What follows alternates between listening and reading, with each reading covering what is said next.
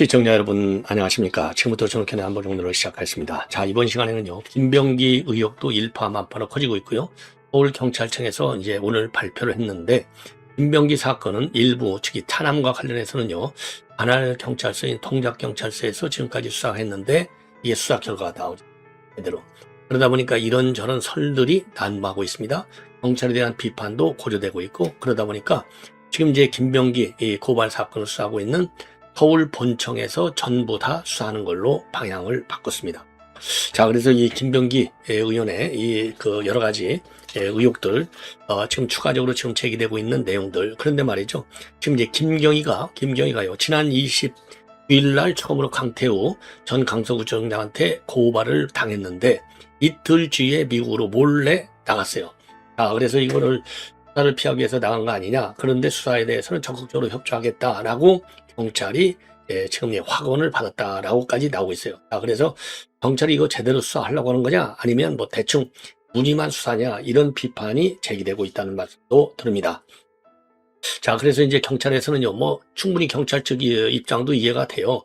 일단 고발이 되면 그게 배당이 되고 나면 그 다음에 이제 출금도 하고 뭐 이제 소환 일자도 조정을 해야 되는데, 29일 날 고발했으니까 30일 날 이틀 만에 나왔으니까 배당도 제기 전이다 이거죠. 그래서 이 점에 대해서는 우리가 경찰의 애로사항도 조금은 알아야 될 것이 아닌가. 이 부분은요, 좀 이해를 해줄 필요는 있다. 다만 동작경찰서에서 김병기 의혹을 갖다가 제대로 수사를 하지 않았다라고 하는 비판이 제기되고 있거든요. 그리고 일단 왜 무혐의 처분을 했으니까. 그런데 김병기도 다 이건 뭐 오늘 유튜브 방송에 나와가지고 자기가 많은 의혹 제기를 받고 있지만 좀만 기다려달라. 전부 무혐의로 끝날 것이다. 그렇기 때문에 나는 할당은 절대 안 한다. 이렇게 나와 있어요. 자, 그래서 참 누구냐 맞는지, 자, 어느 주장이 맞는지 조금 더 우리가 시간을 갖고 지켜봐야 될 것이 아닌가, 이런 생각이 들고요. 자, 그래서 김경과 김병기 이거 다 같이 묶음 표로 되어 있지 않습니까? 그리고 이혜훈의 비리 의혹도 일파만파로 퍼지고 있어요. 아니 도대체 말이지, 이거 그래서 이제 언론에서 보면, 야, 이거 도대체 어디까지 가느냐, 이러고서도 버티느냐, 이러고서도 버티느냐, 이거 이제 이대로 가면요, 잘못하면 임명해버립니다. 청문회만 끝나면 임명해버리면 끝나잖아요. 물론 청문회를 안 해도 임명권을 가지고 있어요. 대통령 마음. 자, 그런데 이게, 자, 이 대통령이 민심을 중시해야 된다. 그리고 권력 1순위가 어디냐? 국민이 뽑아준 기관, 국회다 이랬잖아요. 그러면 국민이 뽑아준 기관이 1등이면 1등인 국회보다도 더 권력이 센 사람이 누구예요? 국민이잖아요. 그렇지 않습니까?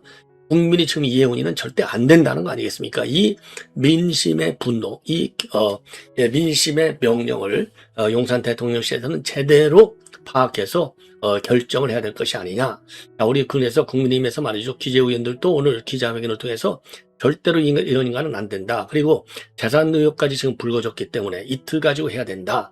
이런 주장을 내놓고 있지만은 이게 완전히 참 허공에 정말 메아리 치는 소리가 아닌가, 이런 우려도 들고 있습니다.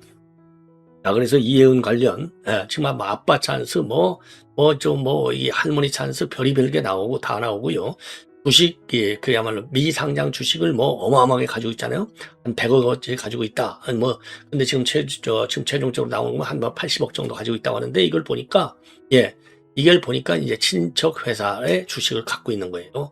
그리고 이제 요 대표이사가 집중적으로 후원금을 한 5, 6천만 원씩이나 500만 원씩 잘라서 말이죠, 한 의혹도 제기되고 있습니다. 왜냐하면 법인에서 하는 것은 최고 연간 500만 원밖에 안 된다는 것이죠. 자, 그리고 이제 마지막으로 직위원 재판인 이 판사가 이끄는 오늘 재판부, 지금 이 김용현 전 장관에 대한 증인신문이 있었는데, 윤 대통령 김용현 장관의 이 주장문을 보더라도 곽종걸, 홍장원 이런 사람들의 주장, 이거 전부 가짜잖아요. 우리가 다 이미 뭐 수십 번씩 제가 보도해드렸지 않습니까? 이런 취지로 김용현 장관의 의리를 지켰습니다. 자, 그래서 김용현 장관의 발언을 보면은 이것 또한 윤석열 대통령에 대한 내란 재판에서 이거 무죄를 때려야 되는 중요한 단서가 아니냐, 이런 해석이 법조계에서 나오고 있습니다. 자, 그래서 이런 내용을 가지고 여러분께 이제 하나씩 정리를 해 드리도록 하겠습니다. 자, 김경희가 지금 해외로 나갔어요. 29일 날 고발됐는데 31일 날 몰래 출근했습니다. 자, 미국에 또 자녀가 있는가 봐요. 재산이 7, 80억 되니까 미국에 자녀가 있을 수가 있겠죠.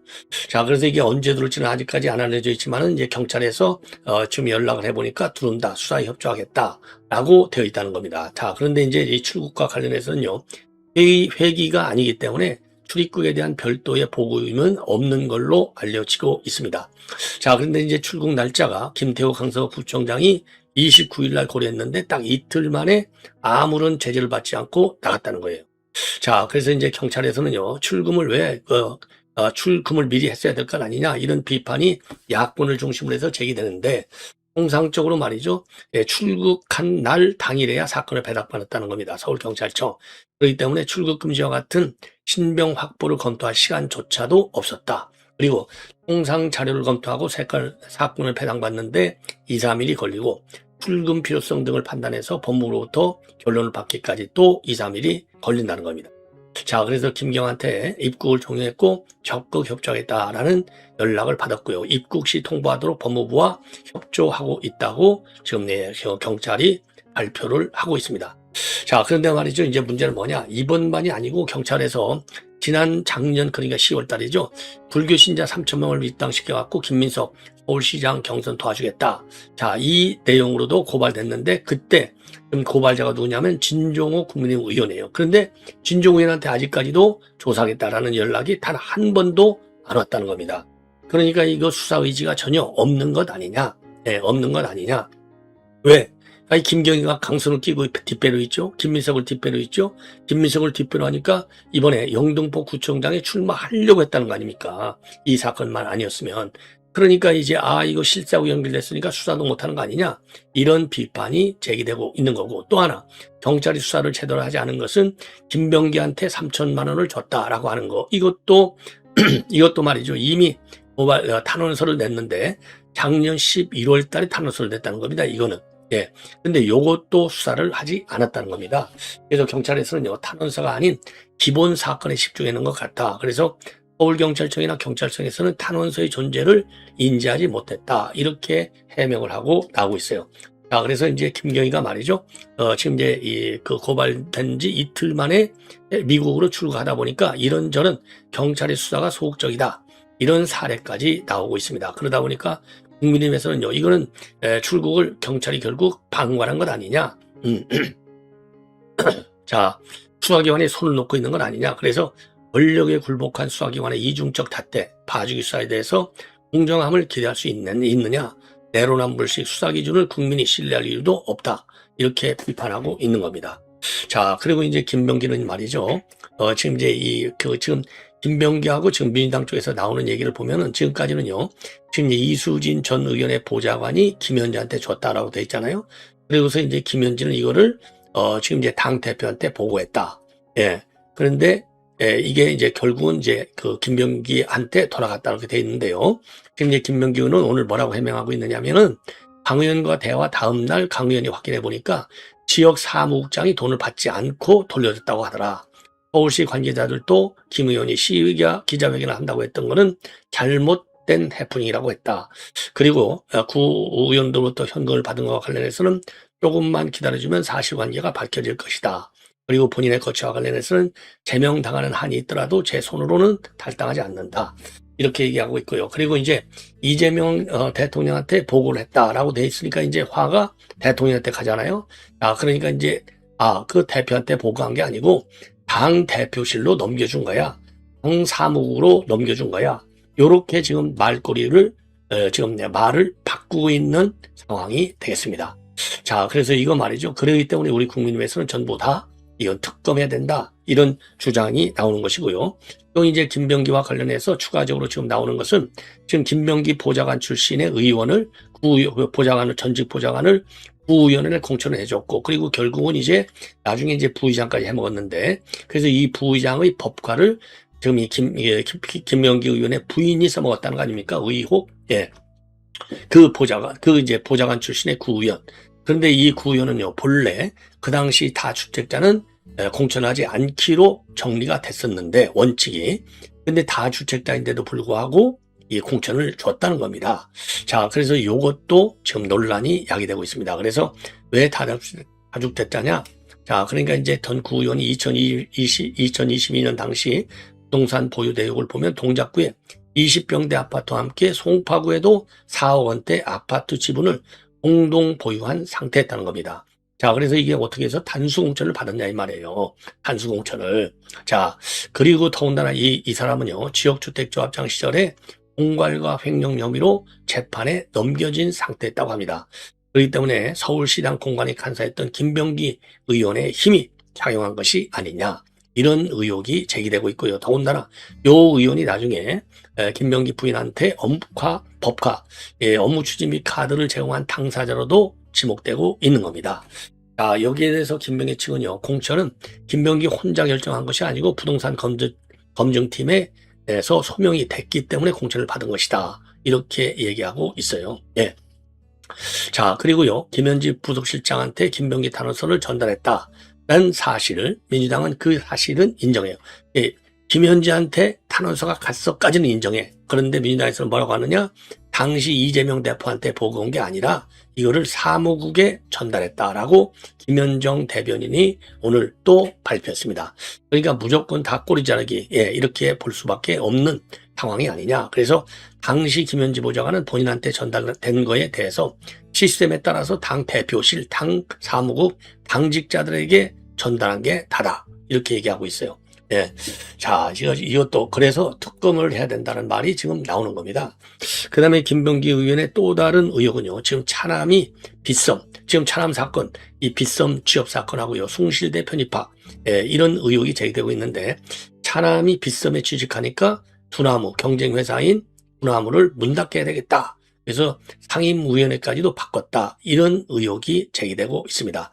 자, 그래서 빗썸하고요, 두나무 쪽 두 군데를 가고 싶어 했는데 이제 빗썸에 취임한 거예요. 그러니까 두나무 쪽에서는 이제 못 간 거잖아요. 그래서 두나무 쪽을 좀 견제하고 압박하고 제재를 해야 되겠다, 이런 지시를, 이런 말을 보좌진들한테 했다는 겁니다. 자, 그래서 요게 또 논란이 되고 있습니다. 야, 이거 정말, 예. 아, 그래서 요 문제까지 지금 김병기 의원, 예, 그래서 이거는요, 보좌관들이 지금 정말 손을 봐야 되겠다, 이런 취지의 발언을 김병기가 보좌관들한테 회의할 때 했다, 이겁니다. 그래서 이 금융위를 담당하는 정무위원회로 이 위원회를 바꾸기까지 했다는 겁니다. 자, 바꾸기까지 했다는 거예요. 그러면서 이제 김병기 의원이 보좌관들한테 2024년 11월 말쯤에 독과점을 지적하는 질의를 준비하라라고 지시를 했다고 합니다. 그러면서 가만히 놔두면 안 된다, 혼내줘야 된다, 두나무 문을 닫게 된다라는 취지로 강조를 했다는 겁니다. 예, 그리고 이 대관 업무로 지금 대관 업무를 담당하는 직원을 부르기까지 했다는 겁니다. 자, 그러니까 이제 부회사 대관 업무 담당하는 협력관도 사무실로 불러서 만났다는 거예요. 자, 그러니까 이제 우리 아들 취업시켜줄 것이냐, 안 시켜줄 것이냐, 이런 이제 압박으로 이게 작용한 것이 아닌가 하는 그런 의혹이 제기되고 있는 것이고요. 그리고 작년 2월 달에 김병기 의원은 두나무의 독과점과 관련한 질의를 했고, 실제로 김병환 금융위원장은 공정거래위원회 논의에서 규제할 수 있는 방안을 찾아보겠다까지 얘기를 했다는 겁니다. 야, 참 이게 말이요, 갈수록 참 엄청나게 커지고 있는 상황이 되겠습니다. 예. 자, 그래서 이 차남 편입하고 요 동작구에서 하던 거, 이거 전부 다 이 서울 본청에서 다룬다. 자, 그래서 말이죠, 이 김병기 이 의혹이 이제 갈수록 커지고 있다는 말씀을 드립니다. 자, 이번에는요, 나무기가 말이죠, 재산이 700억 원이 추가로 지금 찾아졌어요. 700억 원. 자, 그래서 지금 성남시청에서 지금 가압류 신청을 검토 중에 있는데요. 자, 그래서 성남시가 최근에 이제 쪽 조사를 해봤더니 나무기가 최대주주로 있는 법인 NSJ 홀딩스, 옛날 천화동인 4호 명예은행 예금 계좌를 뒤져봤더니 5개 계좌가 가지고 있고요. 여기에 이제 300억 원은 가압류를 신청해서 인용을 받았어요. 그래서 이걸 추가적으로 확인해 봤더니 이 계좌에 1017억 원의 잔고가 되는 것을 확인했습니다. 그러니까 이미 가압류 인용된 300원을 제함하면 여전히 717억 원의 자산을 추가로 발견하게 된 것이고, 이 추가 자산에 대해서 가압류를 신청할 예정이라고 합니다. 야, 요것들이 말이죠. 정말 빼돌린 돈이 정말 이게 뭐 몇천억이 될지 정말 알 수가 없네요. 자, 그동안에 보면 5,673억 원에 달하는 가압류 14건을 성남시가 신청을 했고, 이 중에서 12건이 인용이 됐습니다. 그래서 5,173억. 예, 그래서 김만배하고 남욱하고 정여가, 유동규, 예, 이런 사람들입니다. 자, 그래서 이미 남 변호사는요, 법인 예금 계좌 300억 원을 포함해서 총 420억 원가량의 자산에 대해서 가압류 인용 결정이 내려졌습니다. 자, 그래서 이제 지금 여기에 대해서 말이죠. 김만배의 경우에는 참고적으로 4,100억 원 상당의 예금 채권 3건, 그리고 정약은 646억 원 9천만 원 상당의 채권과 부동산에 가압류가 인용이 됐습니다. 유동규 본부장에 대해서도 6억 7천만 원 상당의 채권이 가압류된 상태에 있다. 이런 말씀을 드립니다. 예. 자, 그래서 이게 지금 이제 이 법원이 가압류를 결정한 것이 5,173억 원 추가 압류가 지금 추가 가압류가 인용될 경우는 이게 이제 더 넘어가는 거가 되는 것이죠. 예. 자, 그다음에는요. 이번에는 이제 오늘 직위원 25부 형사 요 재판이 열렸습니다. 요게 굉장히 중요한 재판이에요. 윤석열 대통령의 내란 본류 재판이 되는 겁니다. 여기에서 말이죠. 윤석열 대통령이 비상계엄 선포 약 열흘 전에 김영현 장관한테 특단의 대책이 필요하다. 이런 발언을 했다고 오늘 폭로를 했습니다. 공개를 했어요. 예.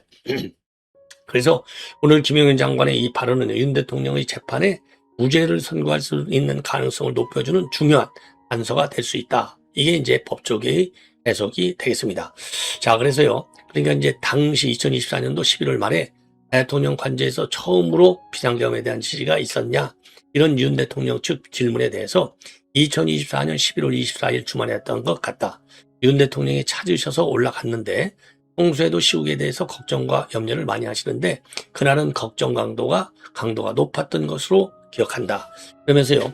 기억나는 표현을 말하자면 거대 야당 폐악질을 쭉 말씀하시면서 선을 넘었다. 참을 만큼 참았다. 라고 말씀하셨고 이후 주중에 2번 정도 티타임을 하면서 이야기했고 12월 1일에 윤 대통령이 찾아서 올라갔는데 그때는 분위기가 무거웠다. 자, 당일 윤 대통령이 구체적으로 비상계엄을 언급했다는 겁니다. 12월 1일 날 언급했다는 거예요. 3일 전에. 그래서 윤 대통령이 계엄에 필요한 것들을 검토해 줬으면 좋겠다라고 말했고 대국민 당함하면 포고령, 계엄 선포문 등 3가지 초안을 보고한 기억이 있다고 증언했습니다. 예. 그러면서 이제 윤 대통령과 상회한 내용들을 쭉 언급하면서 적극적으로 옹호하는 발언을 했어요.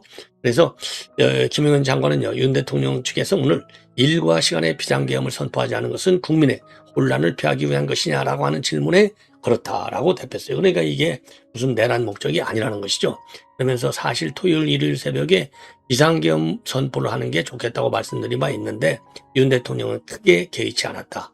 민주당사와 여론조사 곳에 소수 병력을 출동하겠다고 건의하자 그렇지 않아도 군 투입을 최소화하려고 하는데 소수라 해도 안 보내는 게 낫지 않냐고 야단쳤다라고 밝히고 있어요. 그리고 이제 김영현 장관은요.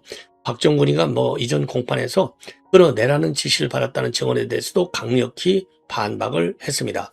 예. 자, 그래서 박사령관을 이해할 수 없다. 그럴 상황도 아니었고 모든 것이 앞뒤가 안 맞는다. 윤 대통령으로부터 국회의원을 끌어내야 한다는 지시를 받은 적이 없다라고 밝혔습니다.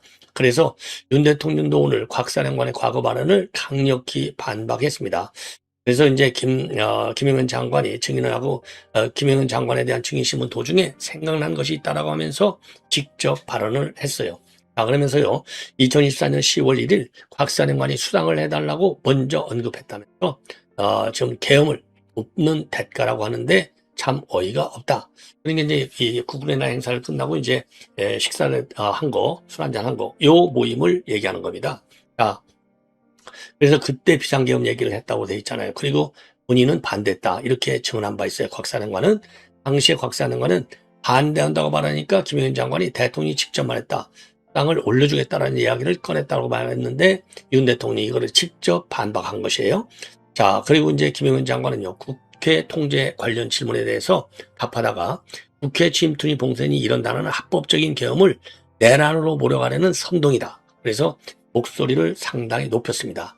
국회가 적진도 아닌데 왜 침투하나? 병력 2, 300명 가지고 어떻게 봉쇄하냐? 국회 침투 및 봉쇄가 이루어진 것도 아닌데 왜 이런 표현을 쓰냐라고 항의적 발언을 했습니다. 자, 그래서 재판부는요, 지금 이제 1월 7일, 9일 이틀에 걸쳐서 윤 대통령을 비롯한 피고인 8명의 결심 공판을 진행할 예정입니다.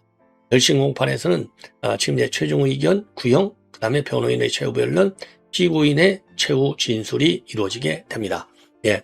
자, 그래서 이제 구형량에 관심이 기울어질 수밖에 없죠. 예. 왜냐하면 법정형이 윤 대통령에 대해서는 사형이나 무기징역, 무기금고형밖에 없기 때문에 특검팀의 구형량에 이목이 쏠릴 수밖에 없습니다. 자, 그래서 특검팀에서는요, 오는 8일 날 수사 담당자들이 모여서 구형량을 정하는 회의를 진행할 방침으로 알려지고 있어요. 예, 그래서 특검팀은요, 윤 대통령을 비롯한 피고인들의 혐의 내용과 구형량 형평, 피고인 간의 형평 등을 고려해서 구형량을 결정할 것으로 알려지고 있습니다. 자, 이 관련 내용 앞으로 굉장히 중요하기 때문에요, 철저하게 여러분들께 보도해 드리도록 하겠습니다. 예. 자, 그래서 그리고 말이죠, 이해훈이가 말이죠, 이게 총선 때는요, 재개발 공약을 한 뒤에 차남한테 딱지를 더 넘겨줬다. 예, 넘겨줬다. 이런 보도가 나오고 있고요. 그리고 이제 주식을 대량으로 가지고 있는 76억 상당이라고 하는데 그 회사는 남편의 작은아버지 회사로 알려져 있습니다. 자, 그래서 지금 이제 그 후원자 명단을 보면은요, 요 대표 KSM이죠. 대표이사가 누구냐? 바로 남편의 작은아버지라는 겁니다. 남편의 작은아버지가 2004년도부터 쭉 해서 500만 원씩 총 11년간 5,500만 원의 후원금을 기부했고요. 자, 그리고 또 다른 김모 씨도 2020년도에 500만 원을 기부했습니다. 자, 그래서 요게 이제 KSM의 대표이사라는 얘기가 되겠습니다. 자, 그래서 이거 KSM 주식, 이게 모두 합치면은요, 남편 부부, 그리고 세 아들 싹 합치면은 76억 3,841만 원으로 평가되어 있다고 합니다.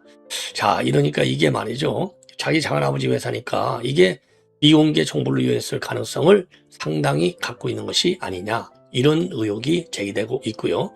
자, 이건 이제 조선일보, 죄송합니다. TV조선에서 단독으로 보도하고 있는데 자기 지역군에 재개발 정보를 이건 뭐 가졌겠죠. 그래서 그 딱지를 사가지고 아들한테 또 지금 넘겨주는, 야, 이 재테크. 그러니까 온갖 비리 의혹이라고 하는 비리 의혹은 전부 다 나오는 거예요. 전부 다. 야, 참 기가 막히지 않습니까? 예. 자, 그래서 이거는 TV조선의 단독 보도 내용을 그대로 여러분께 전해드리도록 하겠습니다. 기획인사처 장관 후보자 관련 의혹 보도 이어갑니다. 이 후보자 인사청문 요청서가 오늘 국회로 넘어왔는데 세 아들의 재산 형성 과정에 부모 찬스가 있었다는 의혹이 제기됐습니다. 셋째 아들이 사회복무요원으로 근무할 때는 보좌진을 통해 수박을 근무지에 배달했다는 증언까지 나왔는데 어디까지 의혹이 계속될런지 참 답답하기도 합니다. 정민진 기자의 단독 보도입니다. 오래된 주택들이 좁은 골목을 따라 늘어서 있습니다. 이해훈 후보자 둘째 아들은 지난해 5월 서울 동대문의 재개발구역 주택과 땅을 증여받았습니다. 이 후보자의 시어머니인 이모 씨가 2017년 매입한 뒤 실거주하지 않고 8년 만에 물려준 겁니다. 솔직히 평을 받을 수 있을 것 같은데요. 좋아하는 분양가가 지금 만약에 하게 되면은 11억, 12억 사이면 그냥 5억 하는 거죠. 이 후보자는 앞선 2020년 동대문 을로 지역구를 옮긴 뒤 해당 주택이 포함된 전농동 일대 재개발 추진에 역량을 쏟겠다고 공약했습니다. 자기 지역구 내에 재개발 사업이 어디가 가장 잘 추진되고 있는지 누구보다 정확하게 알 수 있기 때문에 실거주 목적이 아닌 주택을 보유한 것은 그 자체로 문제가 크다고 봅니다. 20, 30대인 이 후보자의 세 아들 모두 10억 원대 자산가로 드러났는데 강남과 차남은 5년 전 친할머니로부터 서울 마포의 상가를 넘겨받기도 했습니다. 보좌진 사적 심부름 의혹도 추가로 나왔습니다. 전직 보좌진은 TV조선에 한남이 사회복무요원으로 근무하던 곳에 보좌진을 시켜 수박을 2차례 배달한 적도 있다고 했습니다. 국민의힘 주진 의원은 삼남의 자기소개서 초안을 공개하며 동료 국회의원실에서 인턴을 하고 대입에 활용했다는 의혹을 제기했습니다. 이 후보자 측은 인턴을 청탁하거나 대입에 활용하지 않았다고 했고 다른 의혹들에 대해선 청문회에서 소명하겠다고 했습니다. TV조선 정민진입니다. 야, 참 이런 인간을 말이죠. 예, 용산에서 언제까지 끌고 왔지. 우리가 가열차게 이해훈의 비리 의혹도 여러분들께서 말이죠. 방송국 또는 우리 국민의회에 제보해 주시고 국민에서는 이거를 적극 이슈화시켜서 청문회까지 가면 되겠습니까? 그야말로 의정 활동을 낭비하는 것이죠. 반드시 막아내야 된다고 생각합니다. 시청자 여러분, 이것으로 본 방송을 마치겠습니다. 대단히 고맙습니다.